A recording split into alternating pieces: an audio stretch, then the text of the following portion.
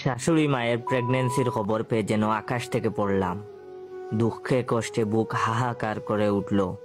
রীতিমতো মাথায় হাত পড়ে গেল আমার। স্ত্রী ব্রু কুঁচকে বলল, কি হয়েছে তোমার? আমি নিজেকে সামলে নিয়ে বললাম, কই না তো কিছু না। সে বলল, ভূত দেখার মতো চমকে উঠলে যে। আমার স্ত্রী উনাদের একমাত্র মেয়ে ছিল। ওকে বিয়ে করেছি শুধুমাত্র ওনাদের বিষয় সম্পদ দখল করে নিব এজন্য। কিন্তু এখন তো আশার জল ঢেলে গেল। সম্পত্তি কি হাতছাড়া হয়ে যাবে? এতদিনের প্ল্যান এভাবে নষ্ট হবে?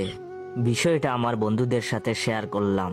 ওরা বলল, আরে এত ভেঙে পড়ছিস কেন?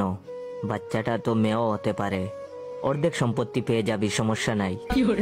আমি সেই আশা নিয়ে অপেক্ষায় থাকলাম আরো 7 মাস। এক রাতে স্ত্রী মন খারাপ নিয়ে কাছে এসে বলল, মায়ের আজ আলট্রাসোনোগ্রাফি করেছে।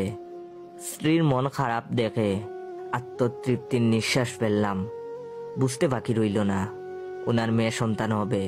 ছেলে সন্তান হলে স্ত্রীর মুখ পেঁচার মতো হয়ে থাকতো না। আমি বললাম, কি সন্তান? অবশ্যই মেয়ে, তাই না?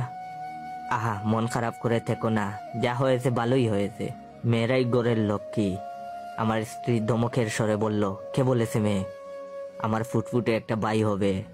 এত বছর পর ভাইয়ের অভাব পূরণ হবে, তাই ইমোশনাল হয়ে গেছি। বউয়ের কথায় আমি চোখের জল আটকে রাখতে পারলাম না। আমার আমও গেল, শালাও গেল। শ্বশুর বাড়ির সম্পত্তি আমার আর পাওয়া হলো না। এটা মনে মনে বলে কান্না শুরু করে দিলাম। তখন আমার স্ত্রী বলল, তুমি কাঁদছো কেন?